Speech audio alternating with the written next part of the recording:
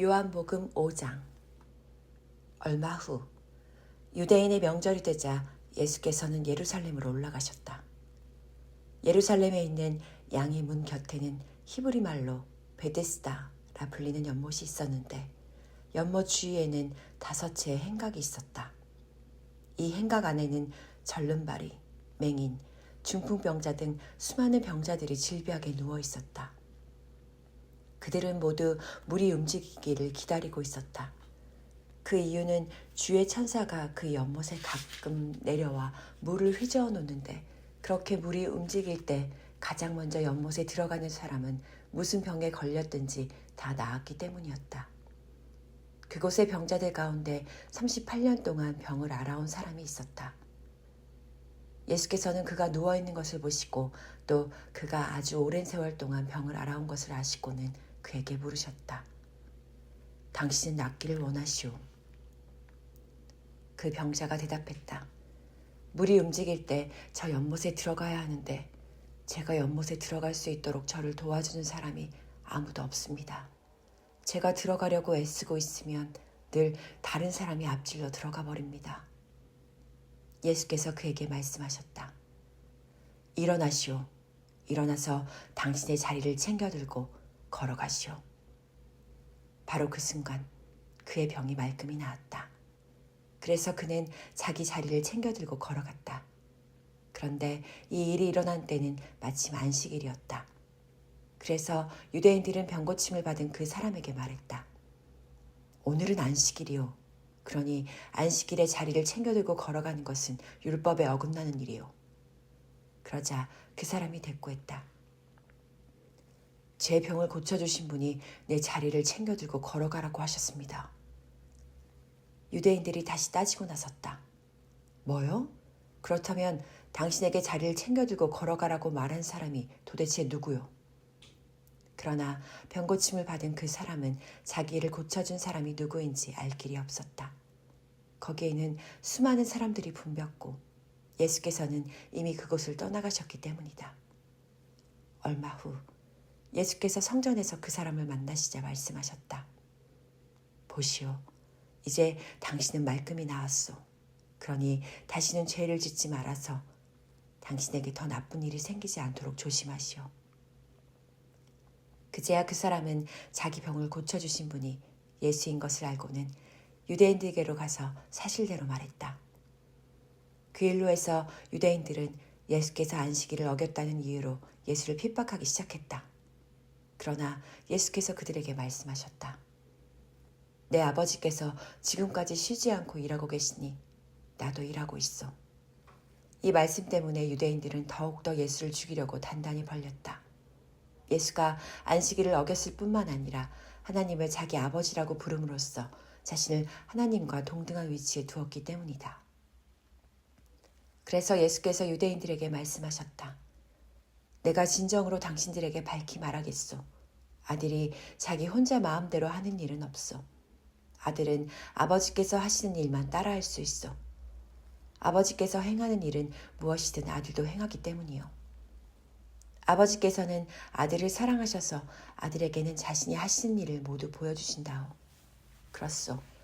아버지께서는 이보다 훨씬 더 큰 일들을 아들을 통해 보여주셔서 당신들을 놀라게 하실 것이오. 아버지께서 죽은 자들을 일으켜 다시 살리시듯 아들 또한 자기가 원하는 자들에게는 생명을 준다오.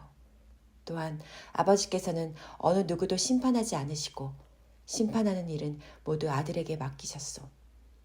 그것은 모든 사람이 아버지를 공경하듯 아들도 역시 공경하도록 하기 위함이라오. 그러므로 아들을 공경하지 않는 자들은 그 아들을 보내신 아버지도 역시 공경하지 않는 것이요. 내가 진정으로 밝히 말하겠소. 누구든지 내 말을 듣고 또 나를 보내신 분을 믿는 사람은 영원한 생명을 얻으며 정죄를 받지 않을 것이요. 그런 자들은 이미 죽음에서 생명으로 옮겨졌소. 내가 진정으로 밝히 말하겠소. 때가 오면 죽은 자들이 하나님의 아들의 음성을 듣게 될 터인데 지금이야말로 바로 그때요. 그 아들의 음성을 듣는 사람들은 살 것이요. 그것은 아버지께서 자기 안에 생명을 갖고 계신 것처럼 아들에게도 생명을 주셔서 아들 안에도 생명을 갖게 하셨기 때문이요. 또한 아버지께서는 아들에게 심판할 수 있는 권한을 주셨는데 그것은 아들이 인자이기 때문이요. 내가 하는 말에 놀라지 마시오.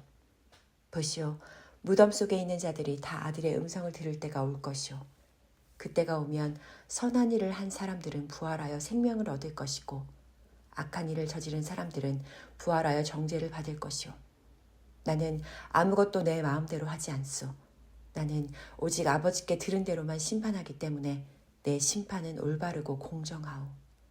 이것은 내가 내 뜻대로 하지 않고 나를 보내신 아버지를 기쁘시게 하려고 오직 그분의 뜻대로 하려 하기 때문이요.